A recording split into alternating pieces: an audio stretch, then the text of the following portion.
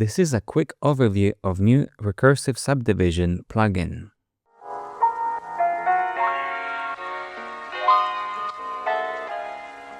All the examples you can see on the screen right now were made with this new Recursive Subdivision plugin available to purchase from the links below. Once you install this plugin in Cavalry, you need to simply look for Recursive Subdivision Shape. Now, this plugin is quite similar to Quadtree, especially when I put them together next to each other, but when I press play, you will notice that every single shape generated slides around while maintaining the overall box size, and all the animation is driven simply by the composition time or frame number. So let's look at every single control available. We've got 4 different groups, and each one of these groups helps us influence the design of overall shape. So we've got width and height, and you can notice that when I resize our shape, overall design changes. Some of the shapes become bigger or smaller or collapse into each other.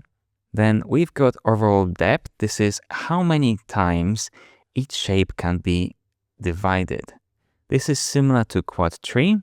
So if I increase this to something like 7, nothing will happen on the screen because size of individual cells is controlled by these values over here. All of these properties are influencing each other to create design you can see on the screen. So next we have minimum cell size. So this value is trying to force our shape generator to preserve this value as minimum cell size in pixels. So the shortest edge should be no smaller than 100 pixels. If I keep increasing it, you will notice that we are essentially forcing all the cells to slide around and away from each other and eventually collapse into single shapes. So if I push this value more and more, you will see that we have more rectangular shapes and essentially less shapes overall. And if I change this down to something like 20, you can notice that we have more shapes with the shortest edge being equal to about 20 pixels. Now, max number of cells controls how many cells we generate all at once in our design, and we can increase this value to get more and more shapes generated. And also you can use it as a sort of stopgap to prevent this plugin from generating too many shapes all at once, which might slow down your machine in terms of rendering or performance. I'm going to keep it at around 20. Gutter size controls essentially the gutter or border between all the shapes at once. So minimum split and split bias are essentially another set of influence controllers that tries to influence how these shapes look like. So at the moment we get a mix of rectangles with few squares thrown into the mix. If I push the minimum split value up, you will notice that we have more squares created rather than rectangles, and the same thing will happen if I push it down.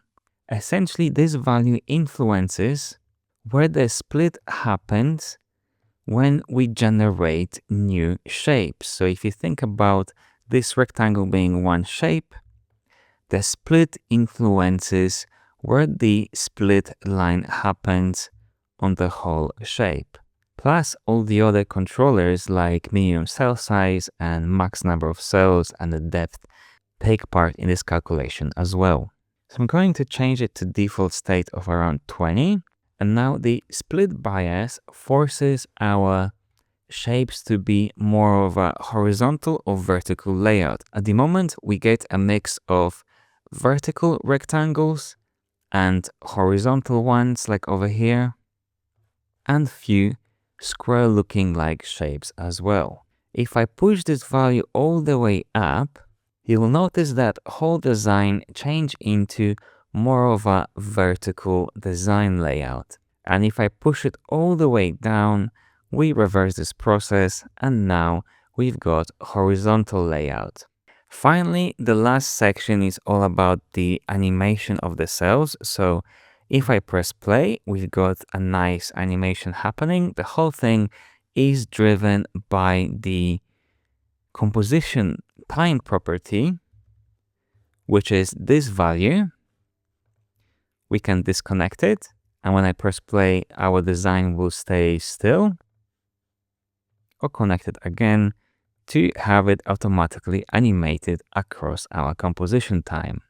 Now, to make our animation faster, we can simply modify the drift speed property over here. So let's say I double it to 4, press play, and the whole thing moves faster.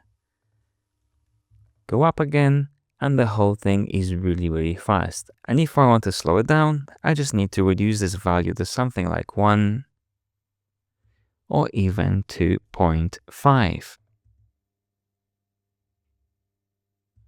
We can change the seed property to essentially quickly reshuffle entire design.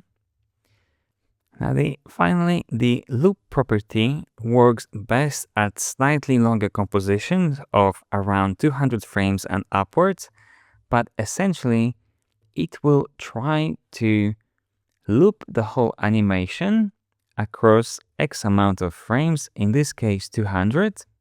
So if you're planning to loop this animation over something shorter than 200 frames, then it might not work as perfectly, because all of these controllers are influencing each other, and loop might not be able to calculate the perfect subdivision.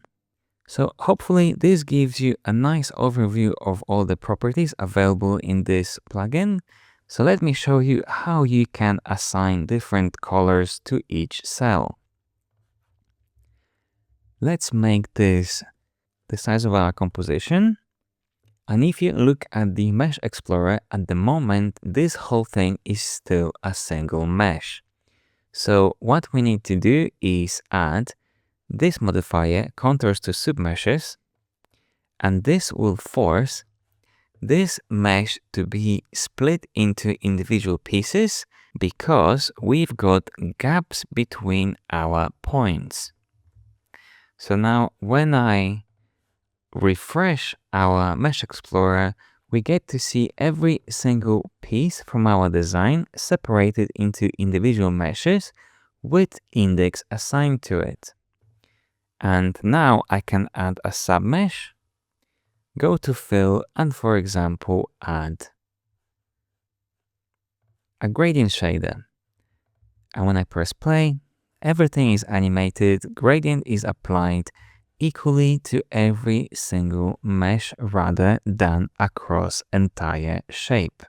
So I have a simple array of colors, and if I plug this into our submesh, then we get a separate color assigned to every single mesh as well. Finally, I can use any other deformers available in Cavalry, for example bevel, to round up our shapes without any problems.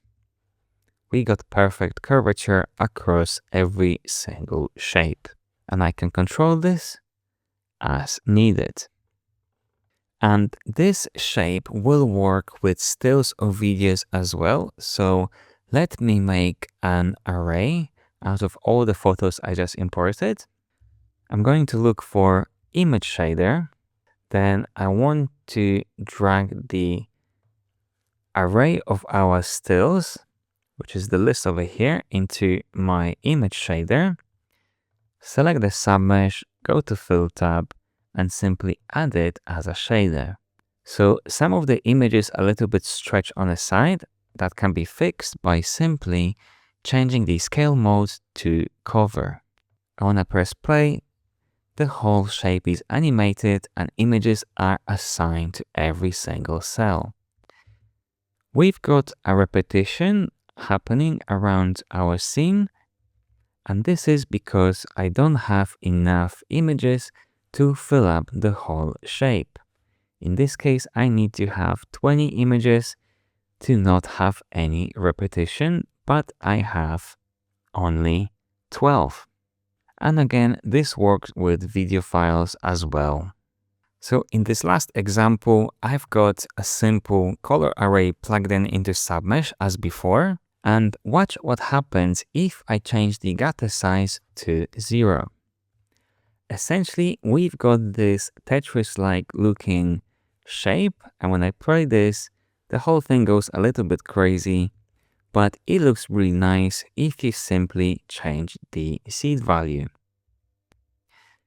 This happens because our paths are too close to each other and the contours to submeshes cannot separate them equally. So we've got those irregular shapes generated.